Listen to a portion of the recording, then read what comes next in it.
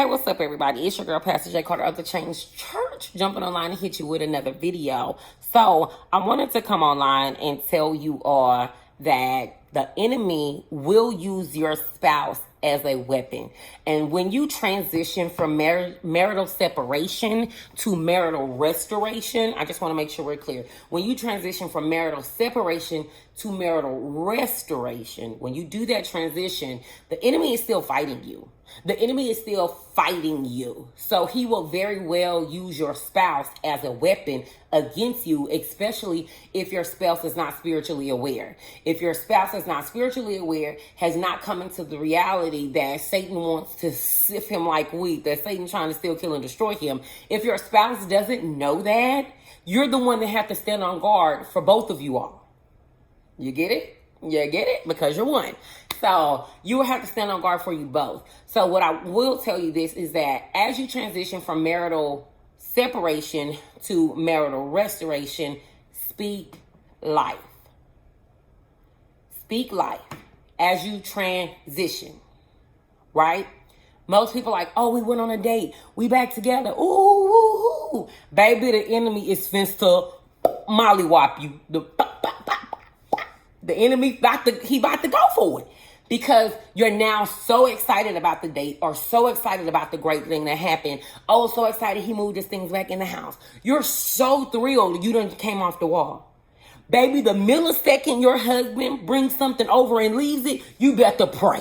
The millisecond your husband spends the night, baby, we finna fast. The millisecond you think something, baby, let me tell you, while that man sleep, I start praying over that man. Lord, whatever is going on. I mean, you got to be in a place of understanding your authority and your power as a wife, which some people don't know this, okay? Some people have no idea, which is why it is highly important for you to join the Help Me Army. Now, there are a lot of marriage coaches out there, and it's only 3 of them that I truly, truly love. Truly, truly love. This is my number one, okay? I mess with her, okay? Little mama don't play. I mess with her, okay? So it's important for you to really be in a place of understanding that the enemy, as you transition from separation to restoration, the enemy is going to fight you. So now, every time something you think great is happening, go deeper into prayer.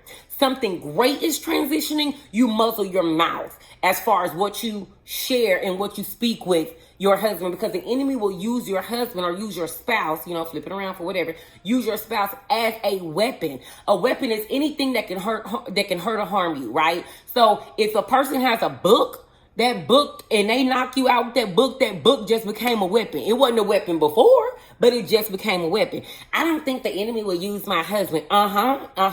He will, your husband know most of your secrets, if not all of your secrets. So the enemy will use your husband to say things or to do things that will crush your spirit, and it take you 3 days to bounce back. You done missed 3 days of prayer. You done missed 3 days of action. You done missed 3 days of warfare. You done missed 3 days of, making sure you on the wall, because the enemy knew to use your husband to say X, Y, and Z, and that will pause you in your tracks.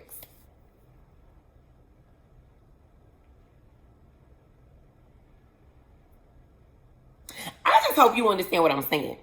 So, when you come from separation to restoration, speak life to yourself, speak life to your spouse.